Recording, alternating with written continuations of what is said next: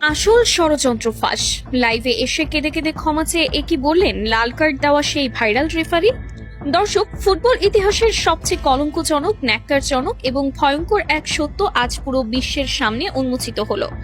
2026 FIFA বিশ্বকাপের ফাইনালে যে রেফারির একটিমাত্র বিতর্কিত বাঁশিতে কোটি কোটি আর্জেন্টাইন সমর্থকের হৃদয় ভেঙে চুরমার হয়ে গিয়েছিল, যে রেফারির একটি অন্যায় লাল কার্ডের কারণে ফুটবলের জাদুকর লিওনেল মেসিকে শেষ বিদায় বেলায় মাঠের মধ্যে শিশুর মতো ডুকরে কাঁদতে হয়েছিল, সেই খলনায়ক রেফারি এবার নিজেই লাইভে এসে এমন এক গা শিউরে ওঠা সত্য প্রকাশ করলেন, যা শুনে আজ ফিফার ভিত পর্যন্ত কেঁপে উঠেছে।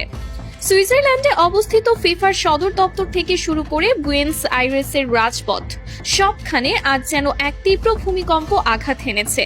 ম্যাচ শেষে চারিদিকে যখন তাকে নিয়ে সমালোচনার বিশাল ঝড় বইছে, যখন বিশ্বজুড়ে তাকে ফুটবল হত্যার দায়ে অভিযুক্ত করা হচ্ছে, ঠিক তখনই চরম অপরাধবোধ এবং মানসিক যন্ত্রণায় ভুগে সামাজিক যোগাযোগ মাধ্যমে লাইভে আসেন এই বিতর্কিত রেফারি।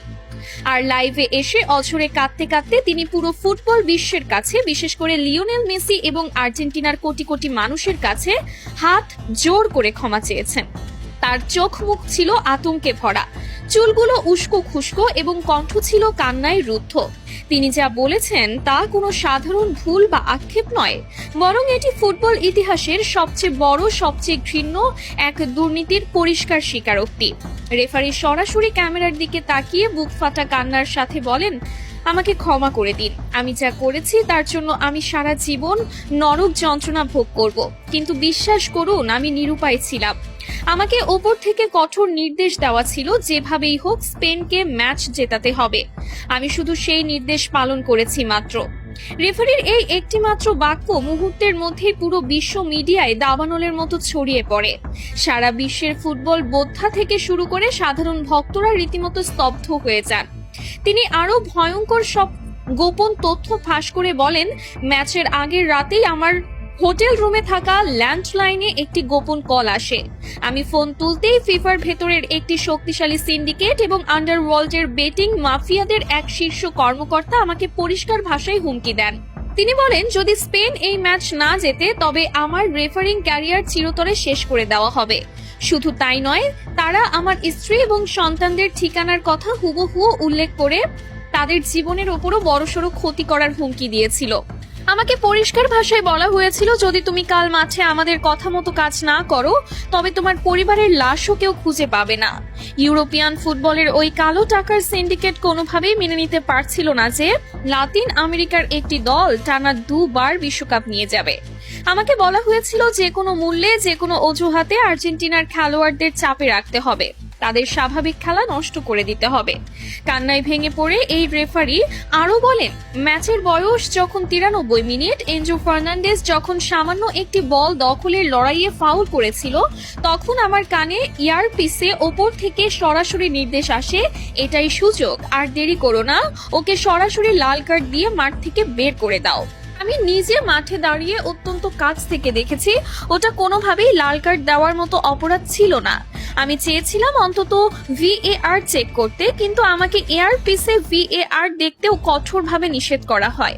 যখন আমি পকেট থেকে লাল কার্ডটি বের করছিলাম তখন আমার হাত থরথর করে কাঁপছিল। এনজো যখন অবাক দৃষ্টিতে আমার দিকে তাকিয়েছিল তখন আমার মনে হচ্ছিল আমি মাটির নিচে মিশে যাই। 10 জনের আর্জেন্টিনা যখন বীরের মতো লড়ছিল, ডি পল আর ম্যাক অ্যালিস্টাররা যখন নিজেদের শরীরের শেষ রক্তবিন্দু দিয়ে স্পেনের একের পর এক আক্রমণ ঠেকাচ্ছিল, তখন আমি নিজেই ভেতর থেকে কুরে কুরে খাচ্ছিলাম। আমি স্পেনের অনেক বড় বড় ফাউল ইচ্ছা করে এড়িয়ে গেছি, কারণ আমার উপর নির্দেশ ছিল প্রতিটা 50-50 ডিসিশন স্পেনের পক্ষে দেওয়ার। অতিরিক্ত সময়ে যখন স্পেনের ফেরান তোরেস গোলটি করলো, তখন স্টেডিয়ামের স্প্যানিশ ভক্তরা উল্লাস করলেও আমার বুকের ভেতরটা অপরাধবোধে ভিন্ন হয়ে যাচ্ছিল। চরম আক্ষেপের সুরে রেফারি আরো বলেন, ম্যাচ শেষে যখন দেখলাম লিওনেল মেসি মাঠের মধ্যে বসে শিশুর মতো কাঁদছে, লিয়ান্ড্রো পারদেস রাগে ফেটে পড়ে হাতাহাতি করছে, এনজো ড্রেসিং রুমে বসে হাহাকার করছে, তখন আমার মনে হচ্ছিল আমি যেন একজন খুনির চেয়েও অধম। আমি ফুটবলের ঈশ্বরকে কাঁদিয়েছি। মেসি যখন শূন্য দৃষ্টিতে আমার দিকে তাকিয়ে মাঠ ছাড়ছিল, ওই চাহনি আমার বুকে তীরের মতো বিঁধেছে। গত কয়েক রাত আমি এক মুহূর্তের জন্য দু চোখের পাতা এক করতে পারিনি। চোখ বন্ধ করলেই আমি মেসির সেই কান্নার দৃশ্য দেখতে পাচ্ছিলাম। এনজো ফার্নান্ডেস যখন লাইভে এসে কাঁদছিল এবং বলছিল যে সে কোনো ফাউল করেনি, তখন আমার বিবেক আমাকে বিষাক্ত সাপের মতো দংশন করছিল।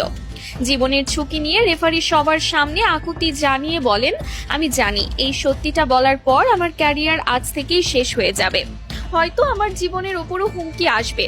ফিফার মাফিয়ারা আমাকে শান্তিতে থাকতে দেবে না। আমি জানি না কাল সকালে আমি আর বেঁচে থাকবো কিনা, কিন্তু আমি আর এই মিথ্যার বিশাল বোঝা বুকে নিয়ে বাঁচতে পারছিলাম না। আমি মরার আগে আমার বিবেককে পরিষ্কার করতে চেয়েছিলাম। ফিফার ভেতরের ওই সিন্ডিকেট চেয়েছিল যেভাবেই হোক এই বিশ্বকাপটা যেন লাতিন আমেরিকার হাতে না গিয়ে ইউরোপের হাতেই যায়। আর তাদের সেই নোংরা ও জঘন্য ছকের খুঁটি হিসেবে আমাকে ব্যবহার করা হয়েছে। আমি আন্তর্জাতিক পুলিশের কাছে আমার এবং আমার পরিবারের নিরাপত্তা ভিক্ষা চাইছি। সেই সাথে আমি আর্জেন্টিনার ফুটবল অ্যাসোসিয়েশনকে অনুরোধ করছি, আপনারা আন্তর্জাতিক ক্রীড়া আদালতে মামলা করুন। আমার কাছে সেই রাতের ফোন কলের রেকর্ডিং এবং আরো কিছু প্রমাণ আছে যা আমি আদালতে জমা দিতে প্রস্তুত। আর্জেন্টিনার কাছে, মেসির কাছে এবং কোটি কোটি ফুটবল ভক্তের কাছে আমার এই পাপের কোনো ক্ষমা নেই। আমি ফুটবলের পবিত্রতা নষ্ট করেছি। আমি আজীবন এই পাপের বোঝা বয়ে বেড়াবো। দর্শক, রেফারির এই বুক ফাটা স্বীকারোক্তি এবং কান্নার পর পুরো ফুটবল বিশ্বে এখন এক বিশাল ভূমিকম্প শুরু হয়েছে। এতদিন যারা আর্জেন্টিনার হারকে স্বাভাবিকভাবে নিয়েছিলেন, তারাও আজ এই ভয়ঙ্কর দুর্নীতির কথা শুনে রাস্তায় নেমে প্রতিবাদ করছেন। আর্জেন্টিনার রাজধানী বুয়েন্স আইরেসে লাখো মানুষ রাস্তায় নেমে ফিফার বিরুদ্ধে স্লোগান দিচ্ছে। সুইজারল্যান্ডে ফিফার সদর দপ্তরের সামনে হাজার হাজার ফুটবল ভক্ত প্ল্যাকার্ড হাতে জড়ো হয়ে বিক্ষোভ শুরু করেছে। সামাজিক যোগাযোগ মাধ্যমে ban FIFA, justice for Argentina এবং rematch world cup final trending এ পরিণত হয়েছে। বিশ্ব ফুটবলের সাবেক কিংবদন্তিরাও আজ মুখ খুলতে শুরু করেছেন। অনেকেই বলছেন, ফুটবলের ইতিহাসে এমন লজ্জাজনক অধ্যায় আর কখনোই আসেনি। আজ দিবালোকের মতো প্রমাণিত হলো মেসি বা আর্জেন্টিনা সেদিন স্পেনের কাছে হারেনি। তারা হেরেছে এক ভয়ঙ্কর কালো টাকার সিন্ডিকেট আর দুর্নীতির কাছে। রেফারির ওই একটি বাঁশি শুধু একটি দলের জয় ছিনিয়ে নেয়নি, বরং কোটি কোটি মানুষের বিশ্বাসকে গলা টিপে হত্যা করেছে। দর্শক, রেফারির এই চাঞ্চল্যকর স্বীকারোক্তি এবং কেঁদে কেঁদে ক্ষমা চাওয়ার পর আপনাদের কি মনে হচ্ছে? ফিফারকে উচিত এই বিশ্বকাপ বাতিল করে পুনরায় ফাইনাল ম্যাচের আয়োজন করা, নাকি স্পেনকেই চ্যাম্পিয়ন হিসেবে রেখে দেওয়া? এই জঘন্য দুর্নীতির সাথে জড়িতদের এবং এই রেফারির শাস্তি কি হওয়া উচিত বলে আপনি মনে করেন? মেসি কি তার প্রাপ্য ন্যায় বিচার পাবেন?